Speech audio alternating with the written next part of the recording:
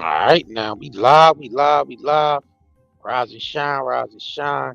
Grand rising to y'all. Good morning and all that good stuff. Man, hope y'all having a good Sunday morning. But we got to get into more of this Diddy stuff with the Diageo and Diddy.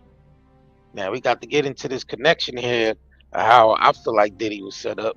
A lot of other people out here feel like Diddy was set up. So we gonna definitely dig into what's going on with what happened with Diageo and Diddy and how it led up to him being persecuted in the courtroom, public hanging, public humiliation, however they want to call it. But we're gonna get into it, man. So smash that like button, share this live stream. I'm gonna go ahead and let y'all pile up in here. I got some couple things queued up. I ain't gonna make this a long live stream, but I do want to touch on a few things. No Diddy, and yeah, we're gonna get into it. Make sure y'all like this video. Double tap the screen. We on a vertical live stream, so double tap or hit the three dots at the right hand corner and like this video. But we gonna get into it, y'all. All right, we gonna get into it. All right, so before we get into anything else, I want to pull this up real quick. So I want to definitely give a shout out to the Black Robin Hood for actually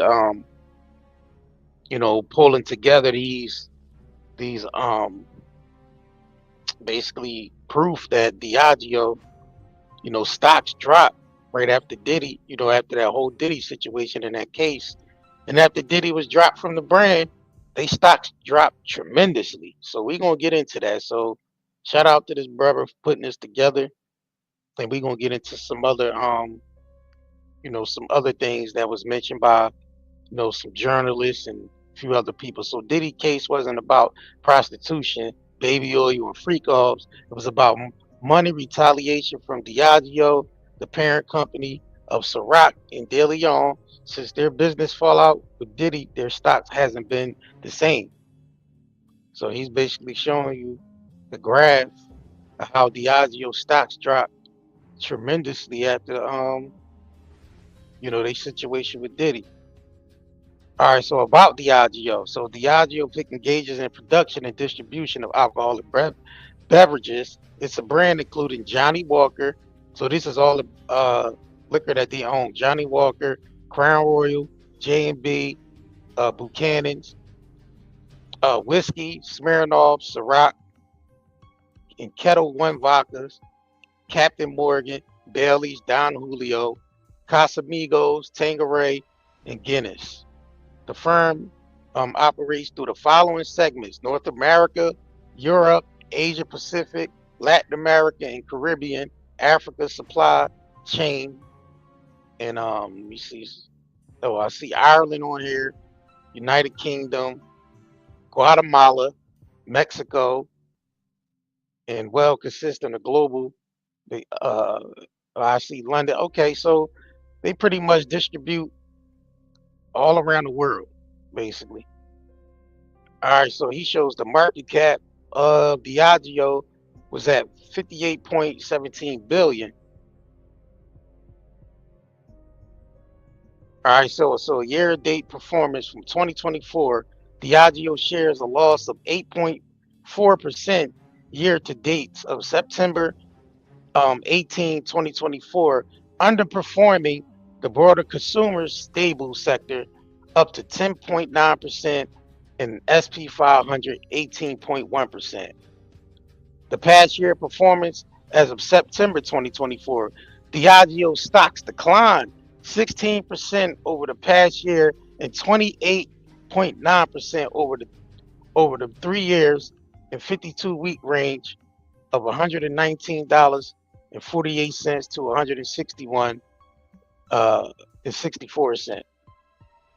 Yeah, so basically they stocks dropped right when this situation happened with Diddy, and they really didn't recover, since then. So from January 2024 to July 2025, Diageo stocks appear to have experienced a significant decline. Based on the data, the stock's price dropped around a dollar, 128 and 71 cent in September 2024 to $100 and 30 cent by June 23rd, 2025. The 52-week range, $99.26 to 142 and $142.73, indicate uh volatility. I can't even say the word volatility.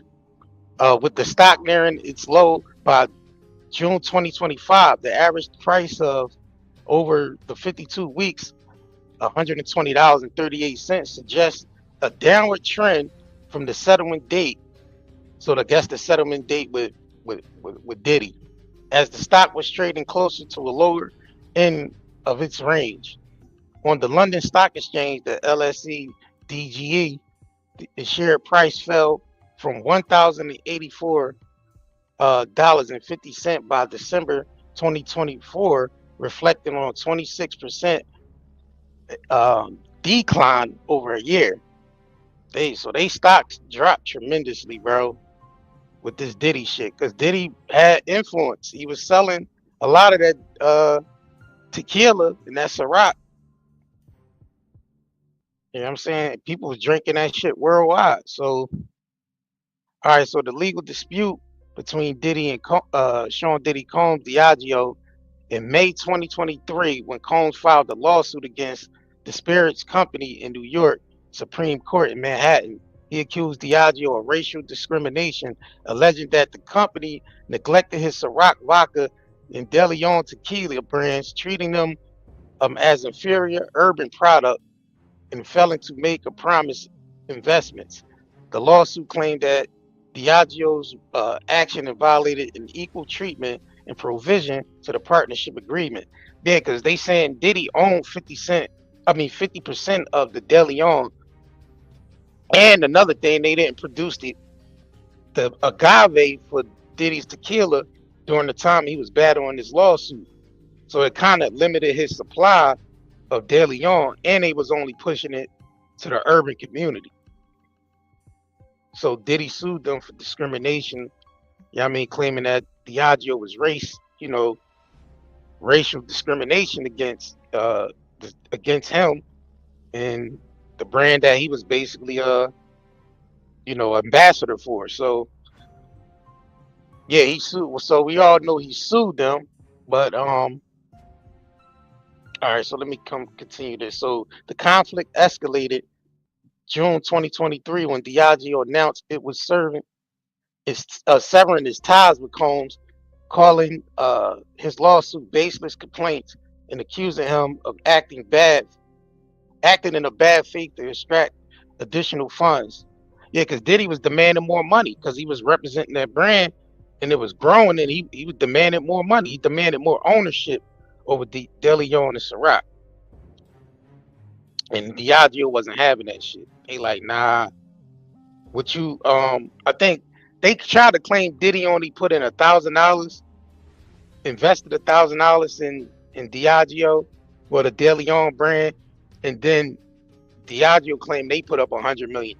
So they felt like they should own more of the company's brand as far as with the De Leon and Ciroc, because they put more investment into it. But Diddy was coming from a place of, y'all wouldn't be nowhere with this if it wasn't for my influence and the influence of my community and me being a big mogul in the entertainment world. Y'all wouldn't have grown this De Leon Ciroc thing without him. So he basically coming from that side, from that point of view.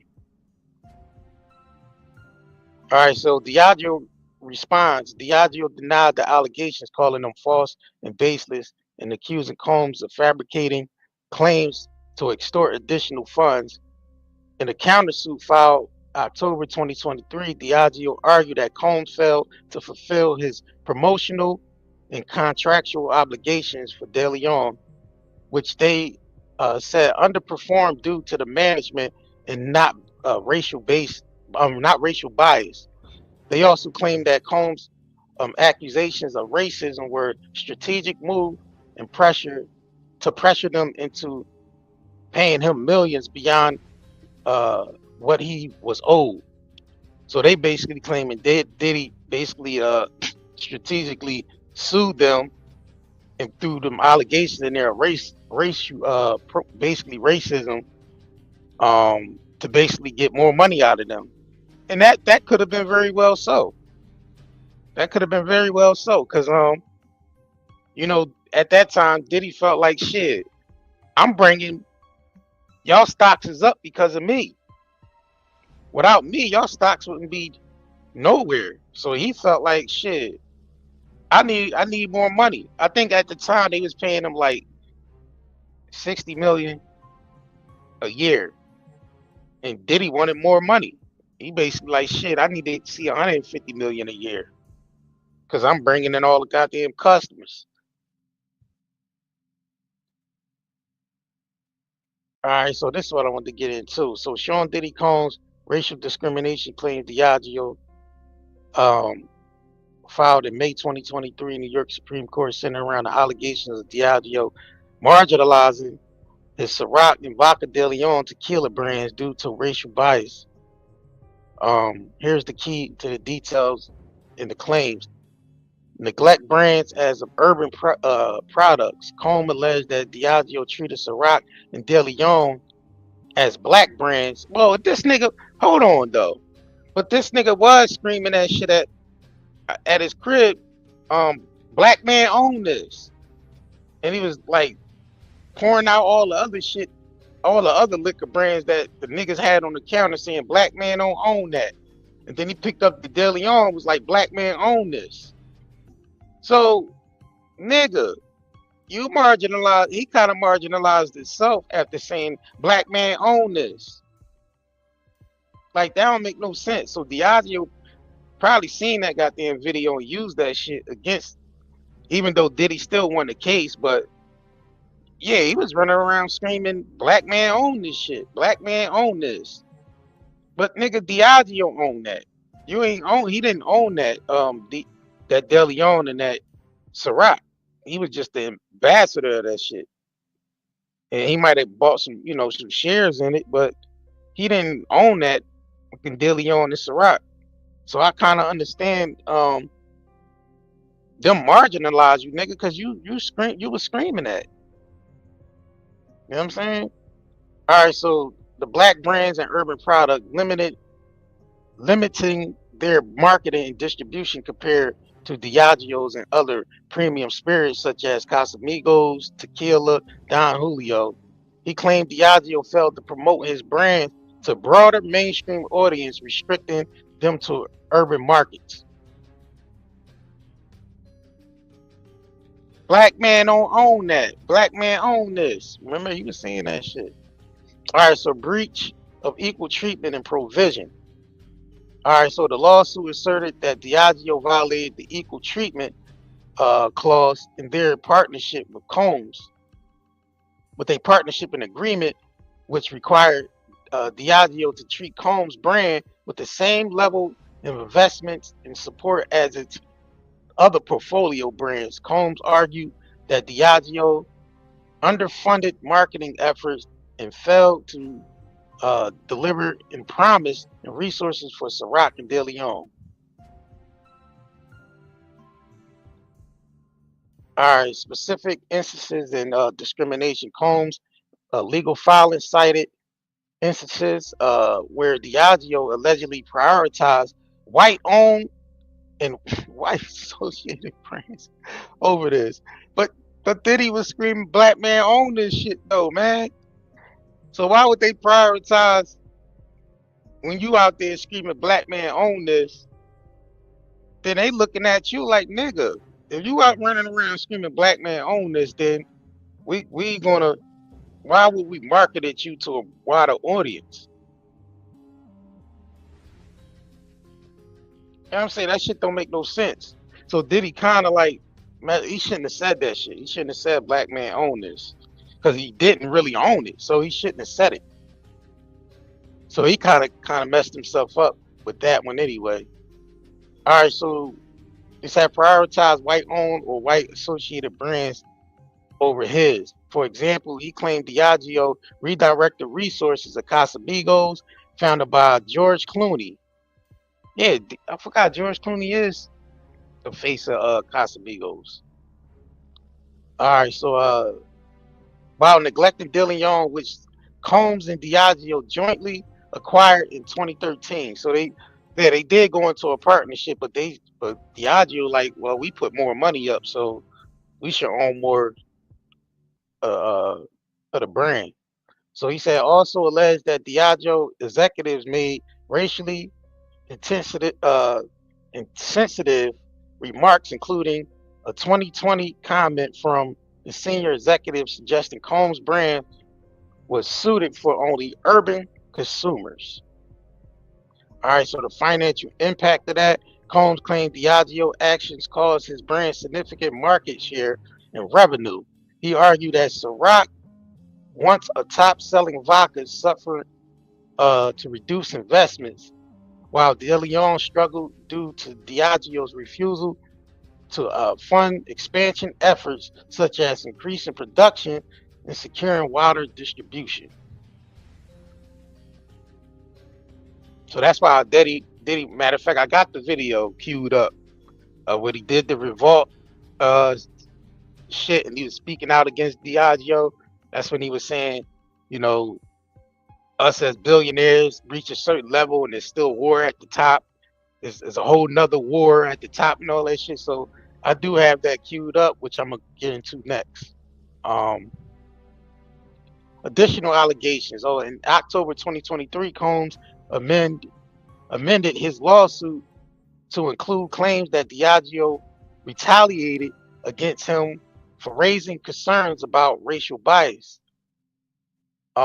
He alleged that Diageo's decision to terminate their partnership in June 2023 was a punitive and intended silence to his accusations. So I mean, then you got to realize though, being as though that Diddy got caught up in that case, that automatically dismantled his contract and his partnership with De Leon, because that's why I believe they kind of set that nigga up, because being as though that he got caught up in them allegations, that automatically terminates his contract. You got to understand what happened here. Diddy was still on payroll with them up until the allegations came. He was still getting money from Diageo for pushing the brand from the lawsuit and the contracts. But once he got into the allegations and that shit happened with him, being investigated, and all that shit came to a head, that automatically terminated his contract, his partnership with them. So I feel like they strategically set that nigga up in order for for him to basically be, let go. No more partnership, no more get money from them, no more deal, no more nothing. You see what I'm saying? So that's why I feel like, I mean, they set him up far as with this shit. I mean, allegedly. All right, so federal agents, well, we already know he got, federal agents with Homeland Security investigation raided Sean Diddy Combs' homes in Los Angeles and Miami March 25th, 2024. So this is like directly right after they settled the shit with the courts and all that. This shit happened like right after. Shit crazy, bro. So as part of an ongoing federal investigation, feds by the Southern District Court, District of New York, the investigation connected the allegation of sex trafficking, sexual assault, soliciting and distribution, and illegal narcotics and firearms. All right, so then the video was showing Diddy Combs physically assaulting Cassie Ventura in Los Angeles hotel hallway was first released by CNN May 17, 2024. 2024, bro. So you gotta look at the dates of this shit, bro. Hold on though. In March, he get raided, right? 2024, March 25th, right? 2 months later, 2 months later, bro. CNN released the Cassie beating, May 17, 2024. The surveillance footage dated March 5th, 2016. So I believe this nigga definitely was set up, bro, because just how everything happened back to back is crazy. This shit happened like back to back, like bang, bang, bang, bang, bang, back to back. All right, so the surveillance footage dated March 5th, 2016, from a now closed International Continental Hotel in Century City showed Combs hitting, kicking, dragging. We all know the thing. We all seen the tape. All right, so this is what I want to see. So released by the Department of Justice, May 14, 2025, during Combs federal sex trafficking and racketeering. So it's crazy how these dates. This is crazy, bro.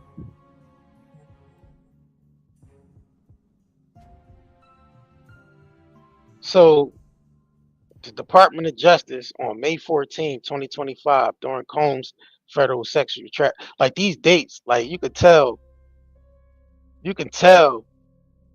this was what we all thought it was when it came to Diageo, because how that shit just happened back to back, bro. But I want to switch gears real quick, and I want to get into this. Real quick. So this is Diddy on Diageo lawsuit.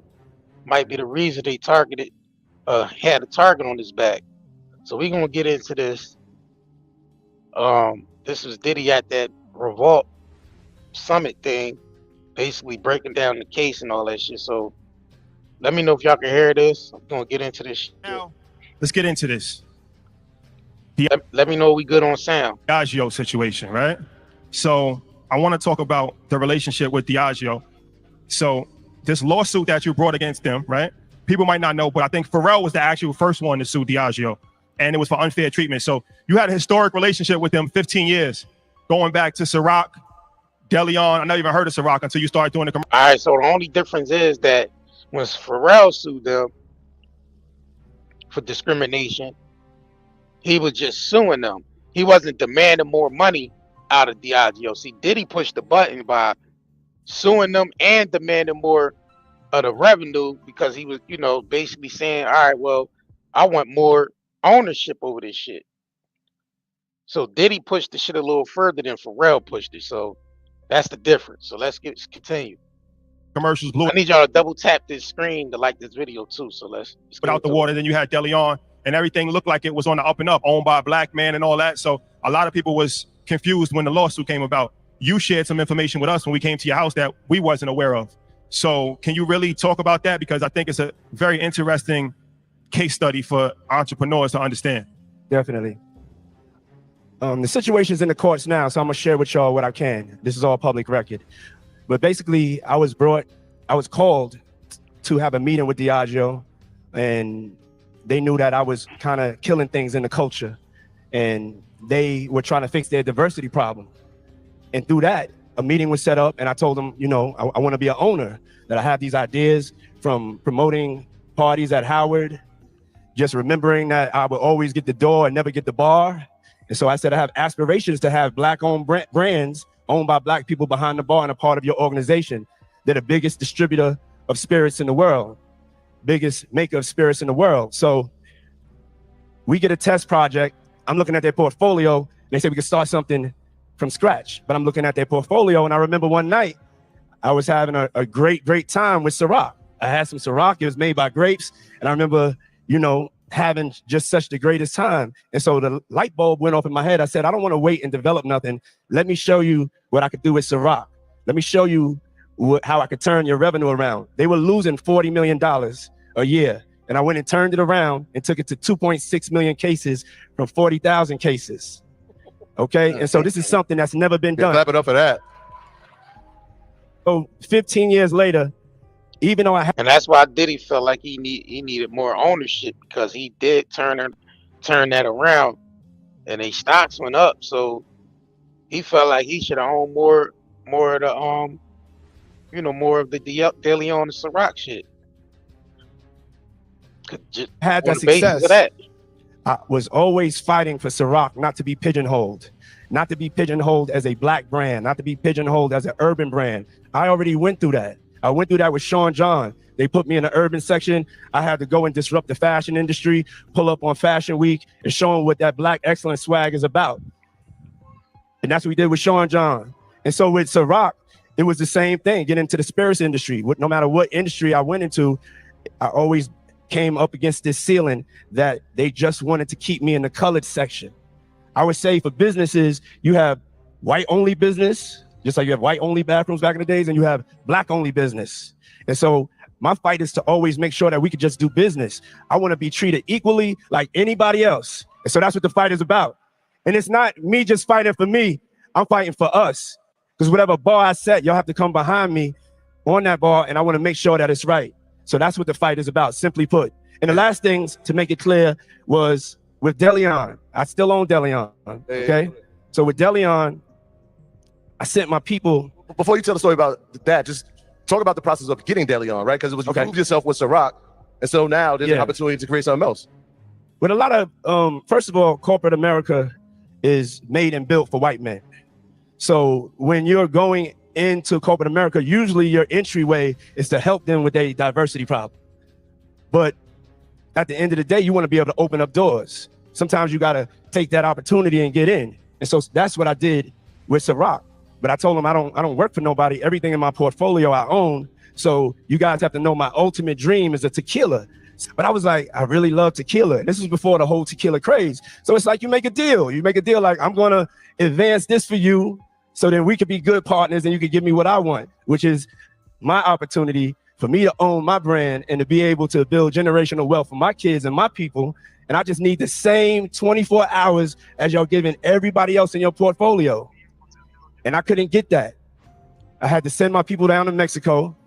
And this is just to tell you what the fight is about. They went down to Mexico, and when they got down there, they found out that there was 0 agave planted for DeLeon.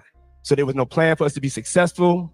See, that's what I was talking about, that they ain't grow that agave. You know what I mean? For his DeLeon, that's when he knew it was real. They like, oh yeah, they trying to get your ass up out of there, nigga. Yeah. It was no equal treatment. The other brands, they had agave planted. They had no agave planted for me. And sometimes you have to go check even your partners to see what's really going on. And so when I saw that, I was like, nah, I'm going to fight because it's bigger than me. It's about not just me. It's about we. It's about all of us. So I chose my purpose over profit. And that's the whole DeLeon situation. Yeah, you brought up distribution. Yeah, clap it up for that. You brought up distribution, and you come from the music world, and so distribution is a... Hold on, I need to say this. I need y'all to still support DeLeon. You know, we gonna win this. Believe that. Still support DeLeon, y'all. Still owned by a black man. It's owned by a black man. Owned by a black man. You come from the music world where distribution means one thing. See, that's what effed him up. All that black man own that. See, bro. That's why they marginalized your ass down just to an urban brand. Because you was out here screaming black man own that. And you ain't own that, bro. Some of the audience who may not be familiar, I'm sure they can consume spirits, but they don't really know what it means to have distribution inside of that space. What does that look like when you're building a brand like DeLeon and Ciroc? Yeah, supply and distribution is everything. Whether you came from the streets, we all know that. We learned that at a very young age. And so no matter how I market a product, if they just keep me in black neighborhoods through the distribution, I can never grow. I can never be as great as I could be or as great as we can be. You know what I'm saying? I had to go from me to we. And so when I started really looking at every decision I was making, I was like, that this is something that I have to change. I can't just come and get this check and not be changing the way the ecosystem is. So if you want to have a successful brand, you have to have, number one is you have to have the supply to meet the demand, and then you have to have the distribution. And so if people control your supply and control your distribution, they control your future. And so that's what I'm fighting for right now. All right, hold on. We're gonna hold on real quick. We're gonna continue. All right, we're gonna continue. All right, let me know if we good on sound. A matter of fact, that's the wrong video. I'm sorry, y'all. Hold on. Matter of fact, before we get into that, I wanted to get into this real quick, because this is another part of the thing that's tie into it, right? So Diddy had claimed that Diageo created the watermelon tequila without his consent. All right. All right. So Diddy's partnership with Diageo ended in June 2023 with the formal citing of racism and as a driving factor. The new document revealed Diageo created a watermelon version of De Leon tequila without Diddy's consent, according to the Associated Press. The New York State Supreme Court judge Joe Cohen ordered the once redacted 2021 suit between the two parties to be revealed. So on Wednesday, July 5th, the unsealed lawsuit disclosed the alcohol giant often labeled both Ciroc and De Leon as an urban brand, right?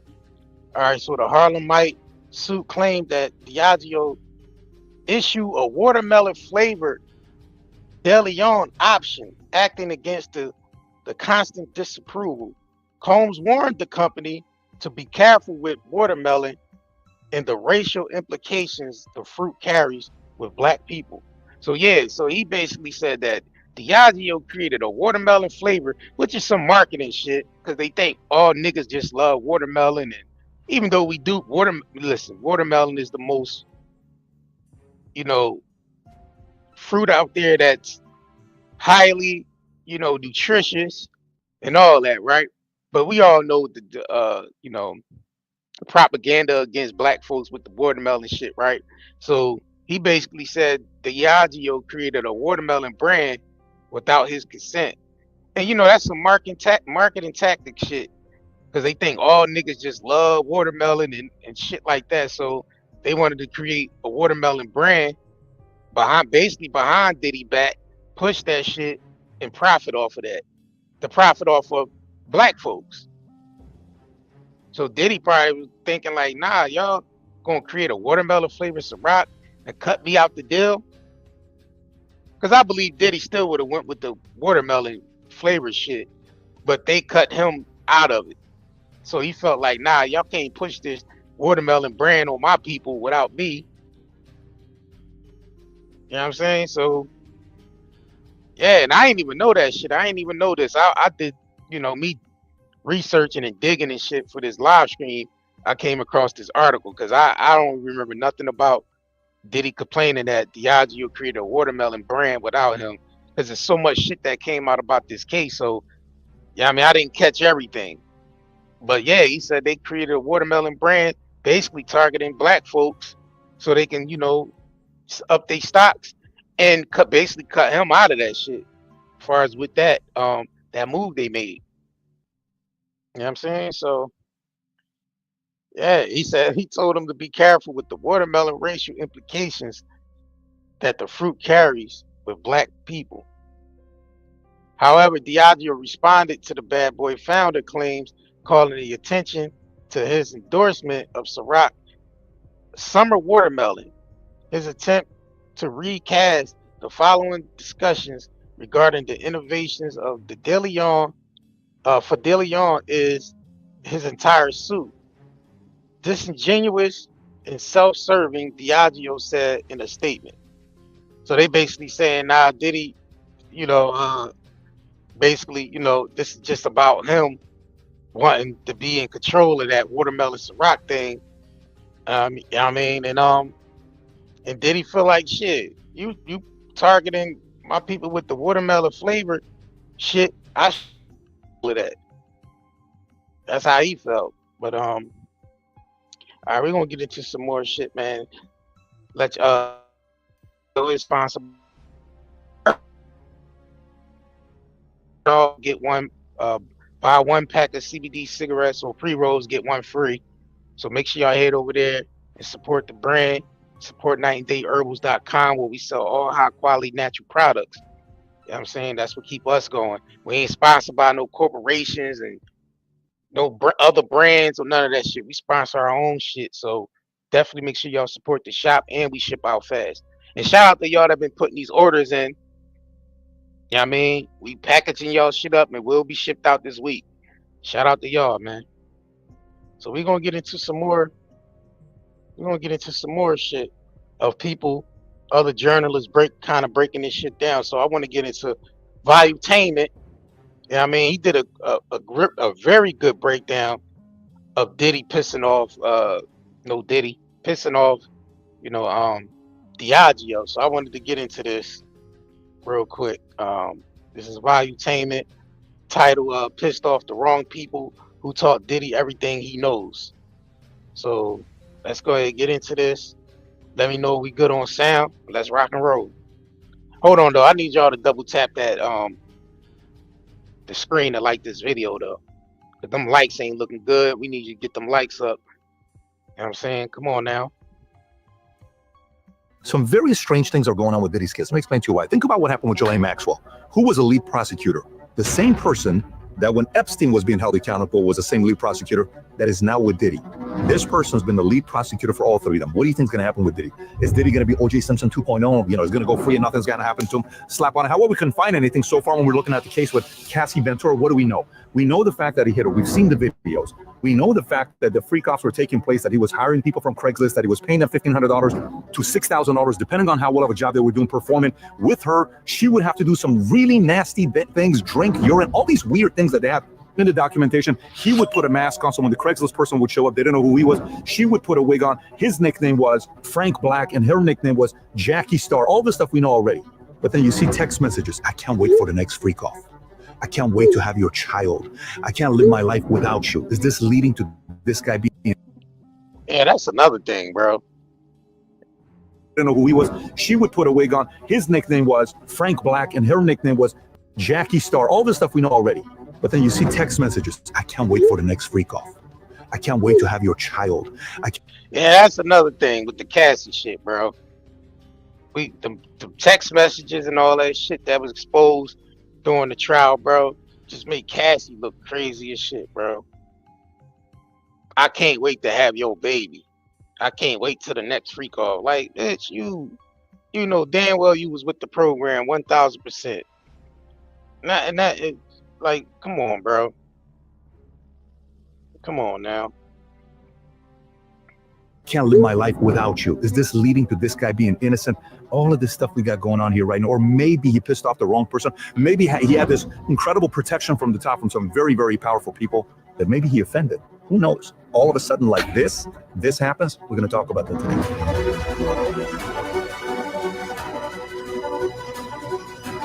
If you value out of this video, give it a thumbs up and subscribe to the channel. If you want all these notes, stick around till the very end. I'm going to show you how to get them. All right, so let's get right into it. Check this out. This guy Diddy, when you look at his net worth, 2022, he's a billionaire. Oh, we hear it. We see it all over the place.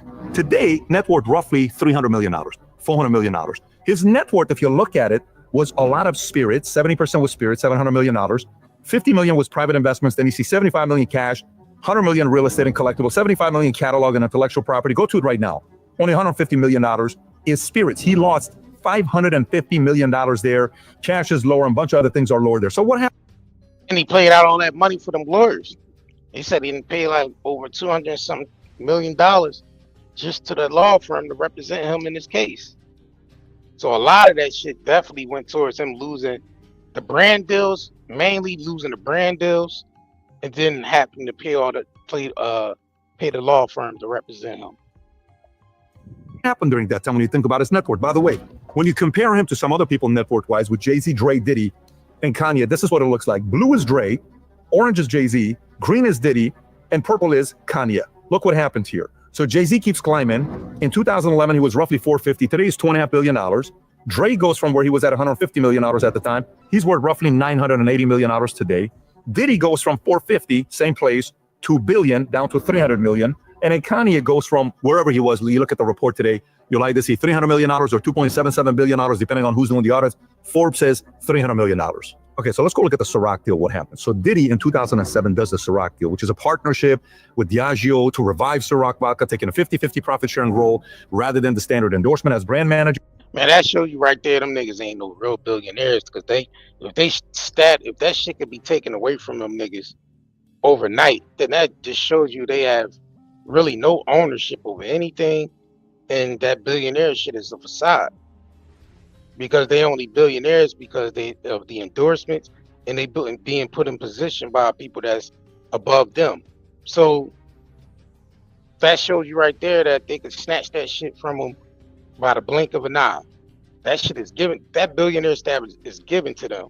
They ain't earned that shit. That shit is given to them. You know what I mean? But let's continue. CMO, he elevated the brand from 40,000 to over 2 million cases a year, making it a premium product. Now, keep in mind, if you don't know who Diageo is, Diageo owns everybody. Johnny Walker, Crown Royale, Smirnoff, Kettle One, Don Julio, Casamigos, Captain Morgan, Bailey Irish Cream, Guinness. They own all these companies. So Ciroc, hey, this is big. We're bringing Diddy in. He's going to take it from 40,000 to 2 million. Profitable. This is great. Let's make some money together. 2013, De Leon Tequila co-ownership. Diddy and Diageo jointly acquired De Leon Tequila, making it a deeper investment relationship. May of 2023, Diddy sues Diageo. Diddy filed a lawsuit accusing Diageo of neglecting the De Leon brand, racial discrimination, claiming they marketed it as an urban product and failed to treat him as a true business partner. Then in January 2024, they settle out of court. Diageo and Diego settled the dispute out of court. While details still remain sealed, the settlement marked the end of their business relationship. So this is from 2007 to 2024, 17 years. Could they have protected him? I don't know. Their CEO currently today is Deborah Ann Crew. She was a former intelligence officer in the military. Once intelligence officer, forever you're an intelligence officer. Who knows what happened? We don't know the relationship. We're not going to make any accusations. All we know is, could this have been a protection where they were at the parties and they knew things that were taking place and are like, wait, what do you want to do to us? No problem. Boom, drop the bomb. I don't know. All I'm saying is the timing is kind of strange. Maybe even they wanted to kind of be like, look, we know what's about. Man, they sent private investigators in there on Diddy ass to figure out what the hell was going on. They sent their little spy team in there. Diageo is very powerful people. These are old families from the early days, 1800 shit like that. They've been around since then. So this is one of the old families, right? So they have connections up the kazoo. I'm pretty sure they work with intelligence agencies, high-level financial people, advisors, world leaders and shit like that. So they got the resources. So they probably sent, a private investigation in there on Diddy dumbass to figure out what he was doing, what he was into, and they made a move. They made a move against him.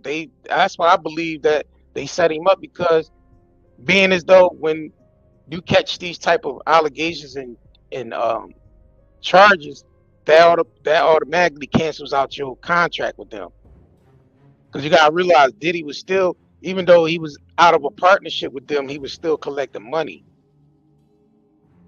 from them.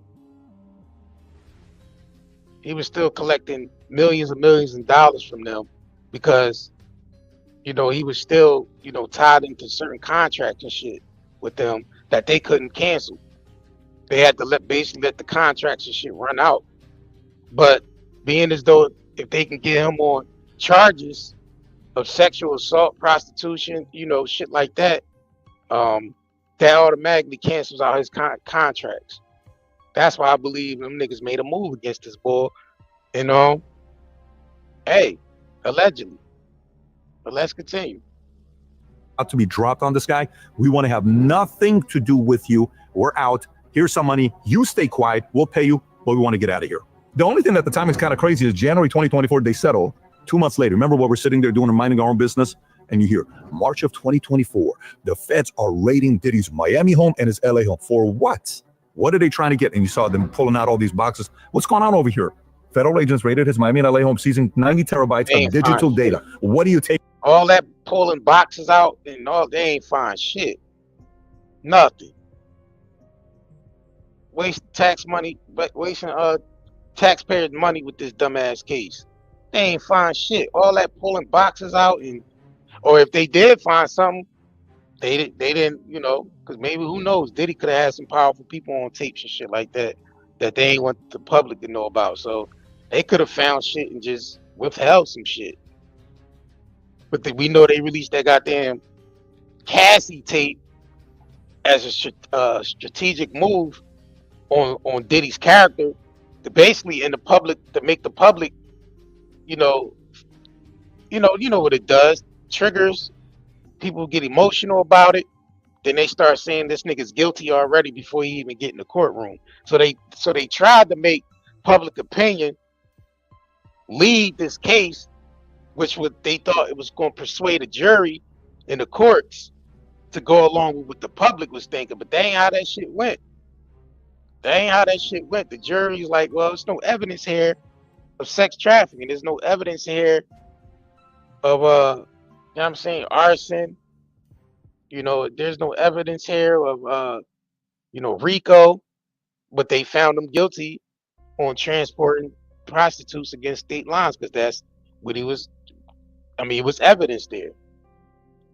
So all this shit was like a shit show for us, a distraction ass shit show for us to tune into while they making moves with the country with this financial system and shit like that. So they get us distracted with Diddy and Epstein and the JFK files being released and the Epstein list, which is the fake ass Epstein list being released.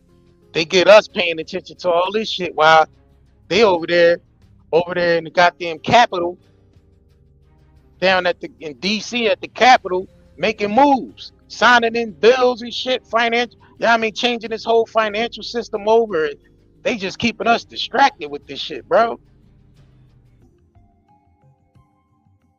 know what I'm saying? Like they signing in the Genius Act, and yeah, I mean, they making crypto deal. You know what I mean? Digital crypto deals and shit, and you know, switching the whole financial system over to a whole cashless society. That money you buried in your mattress and in your bank account ain't gonna mean shit when they change over to digital cryptocurrency. That shit ain't gonna matter what you got stashed, unless you got silver and gold stashed. Then you good. If you got precious metal stashed, then you good. But cash ain't gonna mean shit. You can have $100,000 buried in under your mattress, and that shit is gonna be just paper for your fireplace to keep your goddamn heat on and shit. Like, come on, bro. But they keep us distracted with this dumbass shit. You know what I'm saying? And right now it's an opportunity for people to become wealthy overnight, and they realize that it's a small win. When they change financial system over, it's always a small window for the general public to get wealthy. Same thing with the .com boom. Same thing with the gold rush that happened in this country. Y'all remember the gold rush? If y'all know the history of the gold rush, anybody could rush to you know, to get the gold. And if you a person that dug up the most, then your ass was, you know, wealthy. Same thing with the .com boom. If you was able to get in on the .com boom before that shit happened, then you became wealthy overnight. Now it's happening with this digital crypto shit. If you doing your education and you doing your motherfucking research and you know where this country is going as far as the financial system, there's always a small window open for the general population for people to get wealthy before the transition happens. So if you're a person in position where you made a smart ass investment and you in position, then you will be a person that become wealthy when this shit happens, when this shit go down. That's just how it always happened. So if they could distract motherfuckers from not knowing what's going on, then I mean a lot of people just gonna be left behind. They bank on motherfuckers being ignorant and not knowing what's going on. They keep us distracted with all this shit. So niggas like us, we find a way to put the medicine in the bullshit. You see what I'm saying? When shit like this is in the media and we putting these titles up, we sneak the medicine in there. We always do that. That's what we do on this channel.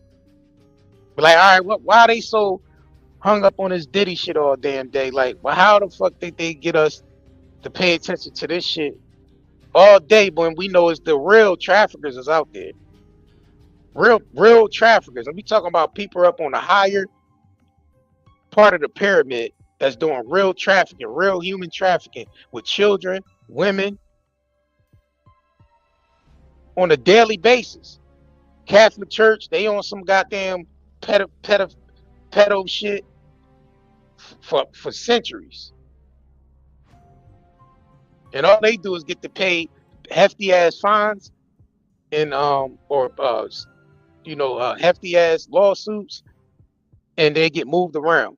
Like when one of them goddamn Catholic priests get in trouble with children, all they do is get shipped to another part of the country. Or shipped to another country, and they continue to do the same shit. Ain't nobody going to jail from the goddamn high priest of the Catholic Church. Ain't none of them going to jail. And who's regulating any of these world leaders that's into that shit? We know the United Nations ain't but some bullshit. United Nations on some bull. That's total bullshit up there. So who's really regulating this shit? So they throw all these weak ass celebrity niggas out in front of us to get us to, you know what I mean, talk about them and get us all distracted from who's really committing the real crimes and on some dark shit, who's really transporting human trafficking on a black market, selling fucking organs and lungs and body parts and shit on the black market. Some of these motherfuckers be getting 6 heart transplants. Like, nigga, how the F you get 6 heart transplants, nigga? This motherfucker's been waiting on the list for years to get a heart. These niggas get 6 of them shits, bro.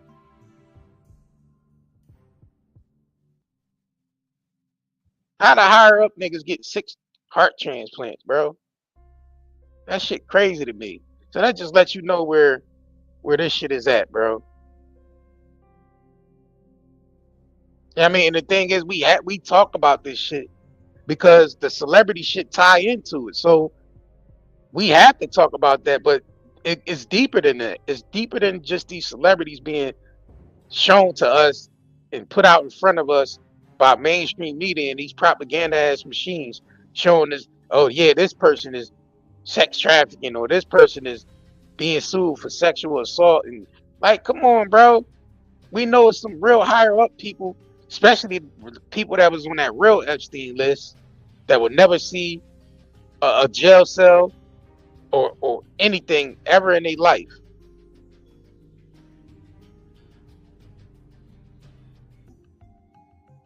This shit be crazy to me, bro. But let's continue. Let's continue, man. I need y'all to double tap this video, share this live stream, man. Double tap the screen, like this video, give this video a thumbs up. Taking bunch of letters he wrote. What do you think they're getting there, right? Multiple unregistered firearms, over 1,000 bottles of lubricant, allegedly linked to coerced sex events. His associate, Brandon Paul, was arrested at a Miami airport, and Diddy's jet was tracked to Antigua, though he remained in the U.S. We all remember this. This is nothing new. May of 2024, guess what footage is released? Cassie Ventura's footage. How long have you been having it, CNN? Since 2016. You haven't released it till now? No. Who made the phone call to say release it now? Who was kind of like, we're done with this guy. You're not back. You're threatened to say this. Release the footage, right? So they released the footage. He comes out, issues an apology, while his lawyers accused the government of leaking the tape. It was later admitted as evidence in his trial. Again, January deal. March is raiding his house, Miami and LA. May, here's a video being dropped from CNN, even though they've been sitting on it for 8 years.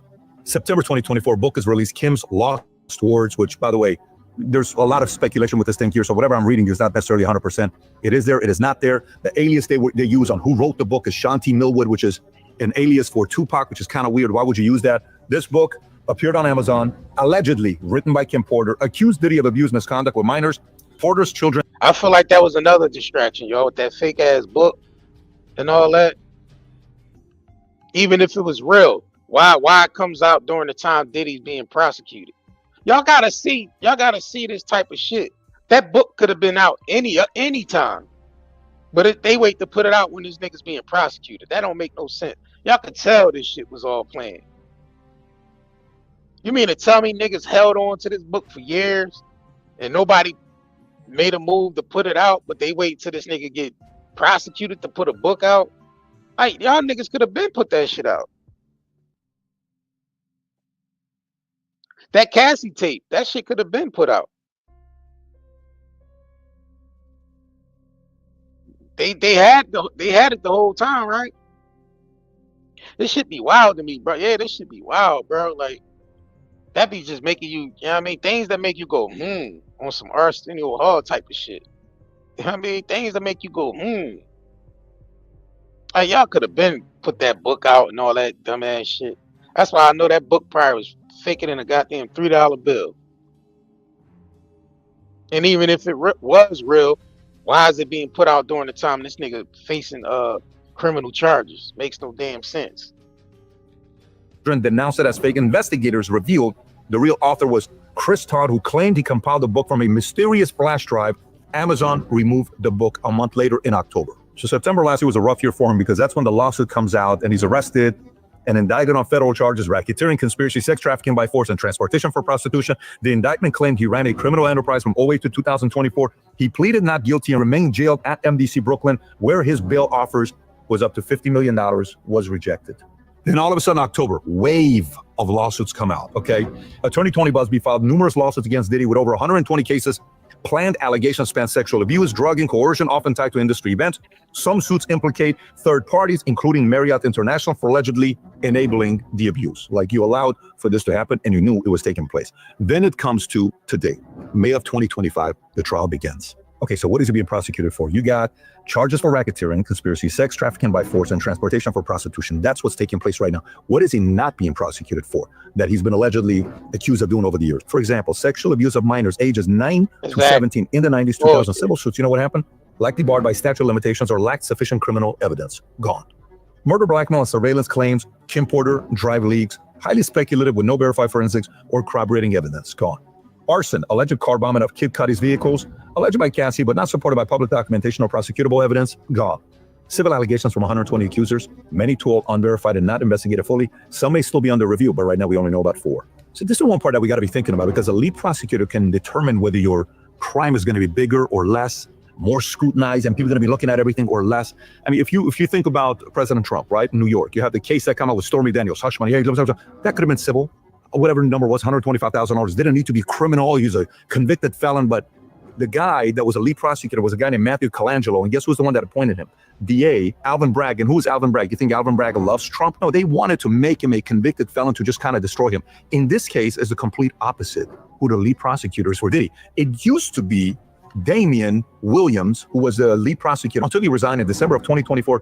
Damian Williams is a pretty connected guy. He's been a lead prosecutor on a lot of different things. You ready? Epstein, you got Diddy, you got Ghislaine Maxwell, and many others. He was appointed by President Biden. He used to work, had relations with the Soros family. So he steps away in December of 2024. Yeah, he probably seen all that bullshit. He probably listen, I don't want to be part of this bullshit.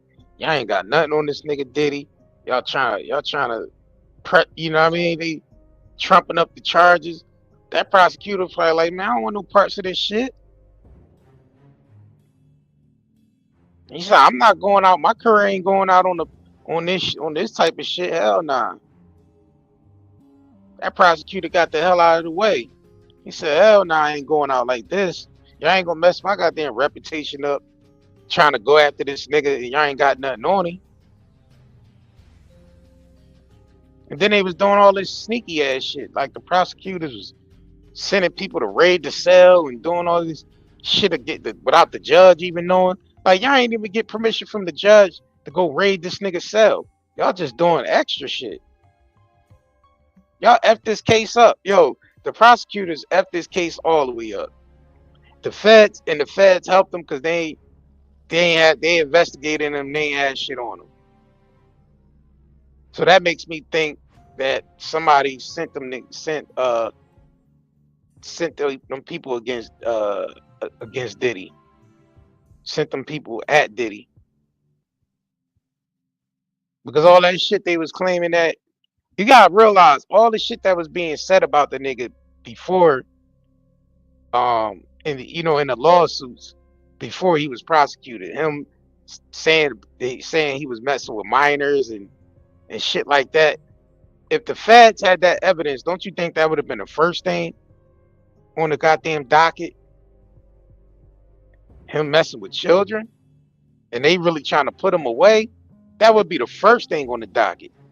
Like, oh, this nigga is trafficking children and doing shit. Like, they would have been had his ass hemmed up on that. That would have been like the first thing. And then they would have pushed that shit through the media like crazy. But they ain't had no evidence on that. Dumb shit. That's what I'm saying. Waste people fucking time with this dumbass case. This is like the most wasteful case I ever seen. Ever. Wasting taxpayers' dollars with this dumb shit.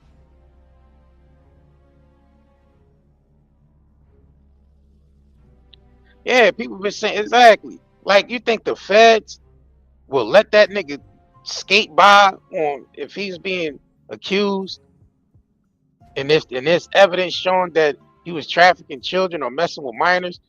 If there was evidence, do you think they'd let that nigga skate? The feds will let him skate by on that shit? Hell no, nigga. They'd have buried his ass under the jail. For Diddy, why would he step away? And you know who replaces him as a lead prosecutor? Maureen Comey. You know who Maureen Comey is? She is James Comey, the former director of FBI that put the 8647 on his Instagram. She is his daughter. That is now the lead prosecutor going against Diddy. Do you think Diddy's going to end up being guilty? Who knows? We'll find out if she's going to go after him hard or not. Now, to be fair, Damian Williams and Maureen Comey both were the prosecutors, going against Sam Bankman-Fried, and decided to kind of not look at the donations that he made. I think it was the second biggest for Democrats, and he gave a bunch of Republicans as well. He was trying to buy everybody out during that time. And this comes down to one other thing with Maureen Comey, to just kind of give her a little bit of the benefit of the doubt. She was a lead prosecutor going against Robert Hayden. Robert Hayden was a gynecologist who was accused of taking advantage of clients that were coming in. And one of them was Andrew Yang's wife, if I'm not mistaken. He was doing a lot of weird things. He went away 20 years in jail. So I don't want to put it in and say Maureen Comey's not going to go after certain people. She has. But in this case, Ghislaine, Epstein, Diddy, kind of weird. They're kind of weird. Bribery, reputation of what they did. A little weird that the same person is a lead prosecutor on those three different people. All right. So this was kind of weird with Diddy, with certain powers on certain people in his life. I had Suge Knight on. Around the same time while this is going on, 6, 7, 8 months ago. And he says, look, no man wakes up one day and learns how to do this kind of stuff. What do you mean no man wakes up one day? Somebody had to teach you on how to bribe and do this and hold people hostage and da-da-da-da-da. Kind of weird. And then Clive Davis's name comes up. And in Clive Davis, apparently, when you look at this in the early 70s, federal authorities started investigating whether major records, including Columbia Records, division of CBS, were directly or indirectly involved in a drug-fueled payola scheme. That's what I'm talking about. Remember I was mentioning that on the live stream when I kept bringing up Clive Davis being early on in the 70s, that he was being investigated for payola. He was actually charged with it. Then a whole bunch of tax evasion and shit. And I'm like, well, this nigga Clive Davis was into some crime shit. And he was in bed with the mafia. Evidence that he was in bed with the mafia. So how the F Clive Davis skate by all that shit? Oh, he's protected. He's part of the small hat community, so he protected. But let me go back to that shit again, bro. Let me go back a little bit more. Federal authorities started investigating whether major records, including Columbia Records, division of CBS, were directly or indirectly involved in a drug-fueled payola scheme. These were illegal arrangements where drugs or money were allegedly used to bribe radio DJs and stations to give preferential airplay to certain artists. You know who was the leading guy for Columbia at the time? A guy named Clive Davis in 1973, a rising executive and then president of Columbia Records, fired by CBS in 1973. The official reason cited the misuse of company funds. He was accused of charging personal expense, including lavish bar mitzvah costs for his son, to the company. I mean, obviously that's not good, but if you look at the charts, you hear them using heroin and other drugs to bribe DJs. Even his former EA testified and gave statements that Clive Davis authorized payola practices, further damaging his reputation. So what does Clive Davis do? Starts his own company called Arista Records in 1974. Now, while he's going through, the CBS sues him to recover some of the funds. Davis was not indicted or charged with any crime, including the broader allegation on payola or drug-related misconduct. So the relationship between look, protected ass nigga. Look, all protected. All protected. You see that shit? Niggas don't get no time, no nothing. They get protected. Like Mike Jeffries and Mike Abercrombie and Fitch, he ain't get he ain't getting prosecuted at all. They say too incompetent to even face charges. Like nigga, he got charged with sexual assault. I mean sexual trafficking and same charges Diddy had. He don't face no prosecution, bro. They said he's too incompetent to even. He's unfit to even face the charges. That's crazy as shit to me, bro. But old ass Smokey Robinson got to face prosecution for some maids that's saying he even sexually assaulted them for 20 plus years. But they continue to work for him. But he got to be hemmed up in the courts and shit, facing lawsuits and prosecution. But niggas like Clive Davis and them niggas, Mike Jeffries, them niggas get off. Them motherfuckers get off scot free, bro. Yeah. Clyde Davis and Diddy's interesting because when Diddy's 23 years old, he's making a name for himself. Clyde gave him $15 million to start Bad Boy Records. And then later on, they did even a bigger deal where Clyde gave him $50 million advance on future earnings. This is 5 years later in 1998. $6 million upfront payment, $700,000 annual salary, and a state-of-the-art recording studio. We're talking a $2 million recording studio. This is when he went after Faith Evans. He got Biggie in the early 90s. This is when it started. But there's a relationship with... But do y'all really think? Let me just put y'all onto something. You heard what he said, right? That when Diddy was 23 years old, Clive Davis gave him $15 million. He basically gave him $60 million to start Bad Boy. Now let me put y'all onto something real quick. All right, so being as though Clive Davis is from back in the day, he worked with. I mean, like he had ties to people within the mafia, right? Gambino, Genovese family, all these people. Melvin Combs, P. Diddy's dad, was a big time major drug dealer in Harlem. Under Frank Lucas, had ties to, working with Gambino, Genovese family, became a federal informant, got shot dead in the car at 33 because he was snitching, allegedly, right? So this is the dad of Sean P. Diddy Combs. You got to make the connection here. They already knew who the fuck Diddy was. As a child, they already knew who the hell Sean P. Diddy was. From Clive Davis to the mafia to the feds, they already knew who Diddy was because his dad was a major fucking drug dealer in Harlem. So you don't think Diddy was put in position? They already knew who the hell he was, bro.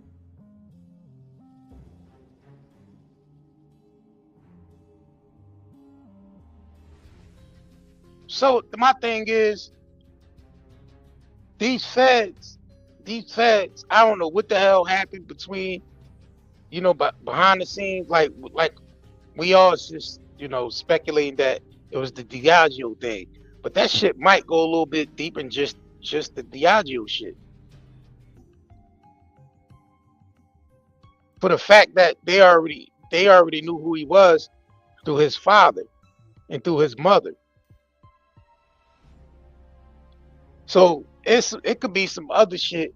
Not the Diageo shit could be tied into it, but you could kind of speculate there's some other shit that was going on at the federal level between Sean Combs and the feds.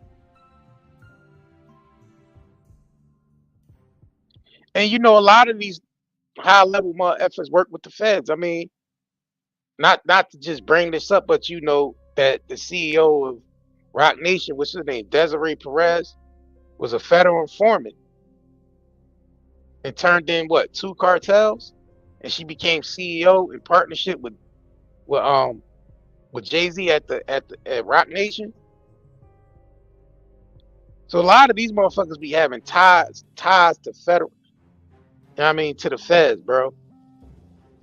It's like it seems to be like a requirement when you reach a certain level, a certain status, that you got to work with the feds. That's what it's seeming like to me.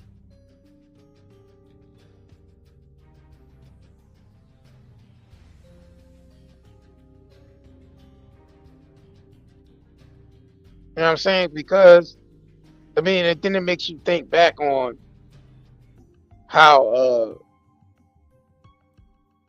basically how Rap A Lot, Death Row, and Murder Inc. was raided by the feds almost simultaneously when they was trying to start a distribution company. Now, who the fuck told the feds about them secret ass meetings? Somebody's running their mouth to the feds and saying, listen, these three entities are trying to start a distribution company and a union, a hip hop union and a distribution company. Who the hell ran back and told the feds that shit? Because they damn sure busted that shit up real quick. Same thing with Sam Cooke starting a black distribution company, and they put that shit, they stopped that shit from happening. He ended up dead in a hotel. Prince set up a meeting with Jay-Z and Will Smith. Now this is Will Smith mentioning this shit, and then Jay-Z putting it in a rap that they met with Prince. Prince's idea was to come up with a distribution company. You know what I mean? He wanted the partnership with Jay-Z and Will Smith and a few other investors. So how the fuck Prince end up dead 8 hours after the meeting, bro? According to Will Smith, Prince ended up dead 8 hours after they met. So how the fuck he end up dead? Somebody tell him, bro. Somebody working with the Fed. Listen, when these motherfuckers want to make moves away from the system, somebody is always a goddamn COINTELPRO agent snitching and running back to them.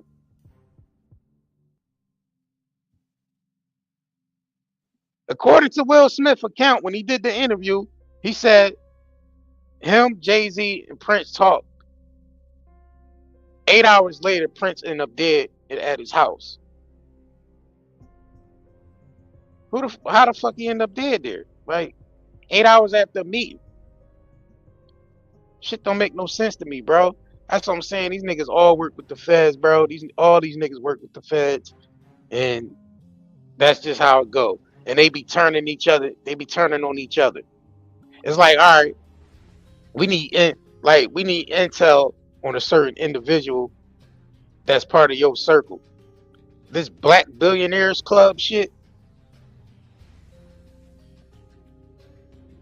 This fake ass Rock Nation brunch and this black billionaires club shit.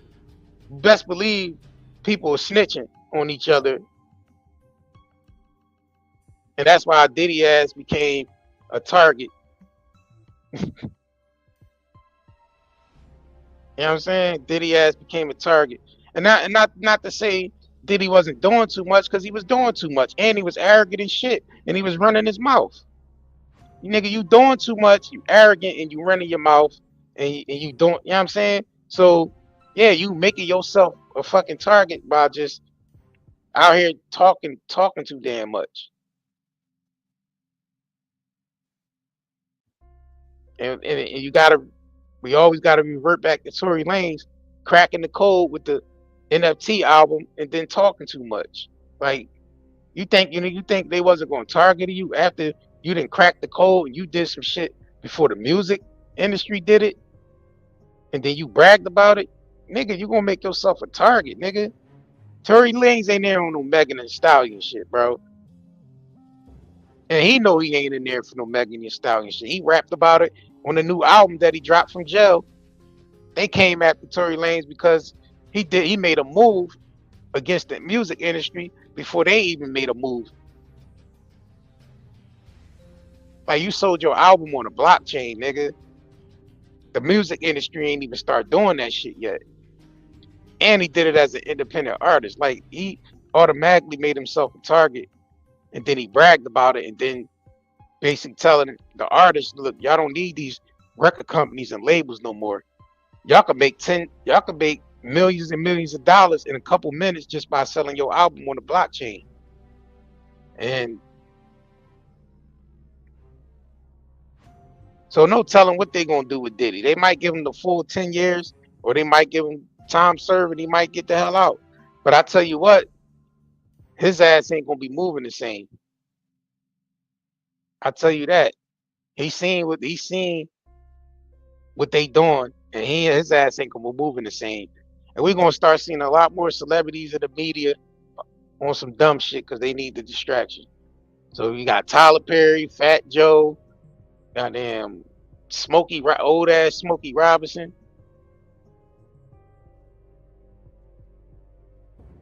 Shit crazy to me, bro.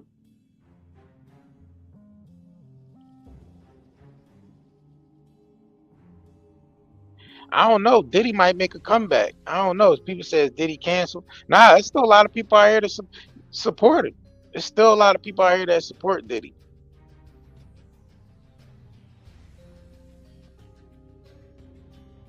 And it's based and it might not even be based off of just Diddy.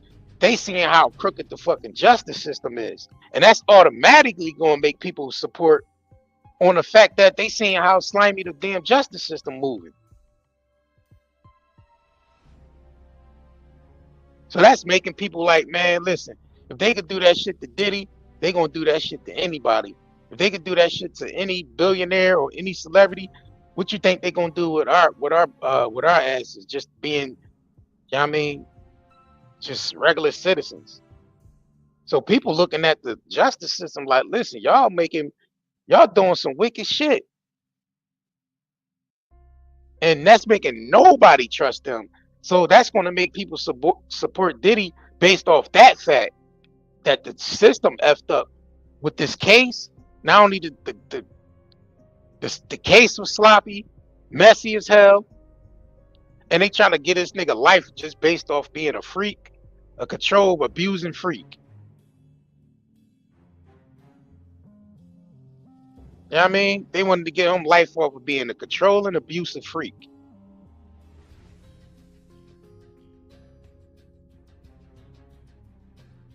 I don't believe Diddy did no human trafficking because he wasn't charged with that shit and they ain't had no evidence on that shit. So if he was doing trafficking, they would have had evidence on that shit. So nah. But we know who are doing some real human trafficking out here. We all see traits of their fruits in the damn media. Disney, places like Disney had employees, human trafficking and shit.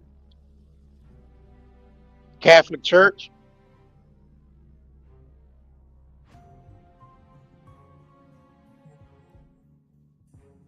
Epstein.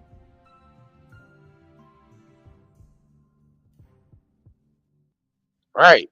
Nickelodeon, exactly. Like we know who's the real culprits at this shit, bro. And if they had that type of shit on Diddy, they would have charged him with it. They would have had evidence of that shit. We talking about a federal investigation over a 10-year federal. They tried to pin that shit on Michael Jackson. They had a 10-year investigation going on Michael Jackson, and they ain't had no fucking evidence, bro. I'm not saying Diddy ain't guilty of transporting those, prostitutes across state line, but that's not trafficking. He's not trafficking anybody. He's paying prostitutes to come to him. He's not flying Cassie out. He's not pimping Cassie out to other people and receiving money. So there's no RICO or sex trafficking there. He's actually paying prostitutes to come to him for them to have sex with his girl and for him to watch on some freaky shit. That's all he had on him.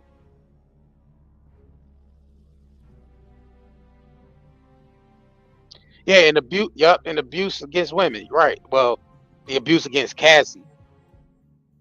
Because that's all they had on the docket was Cassie. They didn't have nobody else. You know what I mean? They didn't have Kim Porter on there or any other one. And the Capricorn Clark shit was that shit was retarded as. Yeah, that testimony she gave was just, it was some weak shit. Like, bitch, you asked for a job. You wanted to go back and work for that nigga. Nigga, that automatically disqualify your testimony. Right.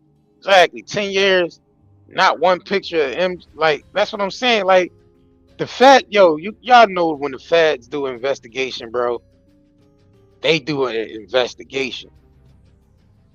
We ain't talking about state police, regular local detectives. We talking about the federal government here that has all types of resources,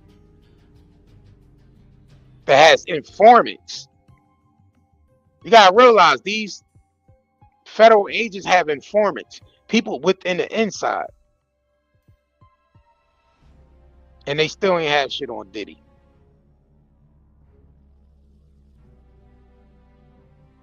But anyway, let's continue because I ain't trying to be on here. State-of-the-art recording studio. We're talking about $2 million recording studio. This is when he went after Faith Evans. He got Biggie in the early 90s. This is when it started. But there's a relationship with Clive. And it's interesting because Clive later on, they say something may have happened here because Shook said Clive taught him the bad habits. And later on, Clive comes out and says the following. Yes, record mogul Clive Davis has identified as being bisexual. He publicly revealed in his memoir, this is not allegedly, he said it, the soundtrack of my life. At the age of 80, he also discussed in an interview with Katie Couric, expressing the hope that his coming out would contribute to greater understanding of bisexuality.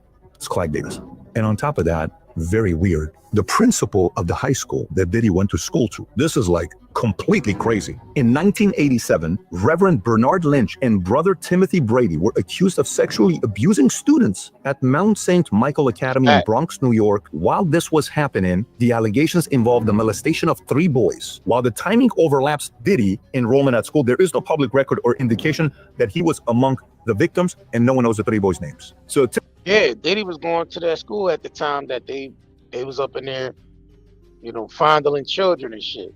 So to make you think, is Diddy on the low one of them students that was, you know, being touched up in there? Who knows? It's a possibility. It's a possibility that shit could have started from then. You see what I'm saying? Yeah. Timothy Brady goes and gets convicted, goes to jail. He's in prison. But when he comes out, he goes back and is reassigned by Marist Brothers to a Catholic high school in Chicago, where he worked from 1993 to 2005, 12 more years after you know what he's doing to boys. That makes a lot of sense, right? And then Reverend Bernard Lynch was indicted in 98, stood trial in 89 on the abuse of former student. He was acquitted of all charges. Lynch has maintained that his prosecution was a result of a witch hunt due to his AIDS ministry and advocacy for LGBTQ. See? These motherfuckers get off. That's what I'm saying, bro. These niggas don't get no charges, no nothing. They just nothing. Nothing. They don't get no charges, bro. Like I said, them Catholics on priests and all that shit and all them schools where they be doing all that weird shit. All they do is get moved around to another school, maybe shipped to another country where they, you know, still operate and do the same shit. You know what I'm saying? Like, look, this guy here didn't get acquitted of all charges. Like, not should be crazy. Right. In 2019, Lynch faced a new civil lawsuit allegedly sexual abuse of a 16-year-old student at Mount St. Michael Academy during 1978 and 79. The lawsuit was dropped in 2021. So who knows? Some are saying maybe one of those 3 boys could have been Diddy, and maybe he picked up some of those habits there. Chances of that, less than 5%. But these are all very weird things that are kind of coming together. This next one here, don't let your kids listen to this next part. I mean, at this point, if you've let your kids listen to the whole thing, you shouldn't have done it in the first place. But this next part, maybe say earmuffs or pause, stop the video, step away, put the, you know. So this guy goes to Macy's one day, Diddy, with his crew. While he's at Macy's, the plaintiff claims that Diddy, accompanied by 3 armed bodyguards, enters the stockroom. This is 08. This isn't too long ago. This is 17 years ago. He was 38 years old at the time. Goes in the stockroom, and the plaintiff alleges that he was struck, possible pistol whipped, and threatened with death by the bodyguards. Combs then allegedly forced him to perform oral on him, referring to as Echo, and making derogatory comments during the assault. Do you know what ends up happening afterwards? You may never go to Macy's ever again. Okay, you ready? Aftermath, Macy's response. Following the incidents, Combs purportedly took Sean John merchandise from the stockroom and distributed it to shoppers on the sales floor. The plaintiff reported assault to Macy's security, but the search said no action was taken. He further alleges that approximately 3 weeks later, Macy's CEO Terry Lundgren pressured Echo executive to terminate his employment to safeguard a multi-million-dollar deal Macy's had with Sean John. Subsequently, he was fired and lost his company-provided housing. I don't know if this is a true story or not, but it's written about all over the place. You're not going to have a hard time finding this. If a person comes out and says, This person did this to me. One person comes out, they're getting after somebody. 2, 3, all of these stories in different, this person's got issues in his heart. Now I'm talking about Diddy. The guy's got problems. You know, I mean, this doesn't happen accidentally. And I mean, obviously the nigga got some mental issues, insecurity issues, and all that type of shit. Like, you know what I mean? Like, it's crazy. Shit crazy, bro. But hold on, right.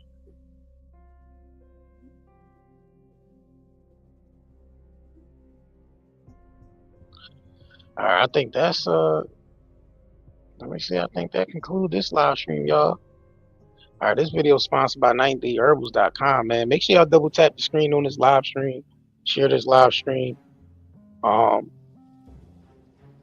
Yeah, got 35% off sale going on, and you get some free, something free in your order. Buy one get one free on this. I think it's the CBD cigarettes and the pre-rolls. Buy one get one free. But yeah, 35% off. We ship out fast. So that's 90herbals.com. Let me drop the link. It's actually in the description of this video and pinned to the top. Yeah, man. Catch y'all on the next live stream. Matter of fact, I want to go live. I'll probably go live again later because I want to do something on this Jay-Z and son, alleged son. It came out that the judge actually moving forward with the Jay-Z, I guess, taking a blood test or a DNA test to find out if the alleged son is his. So the judge is pushing that shit forward. So I want to come back on live stream and cover that. So subscribe to this channel, man. Double tap the screen, like this video, and shit, get up out of here, y'all. Catch y'all on the next one. Shop now at nightandayherbals.com and enjoy 35% off all our herbal CBD products. Automatically applied at checkout.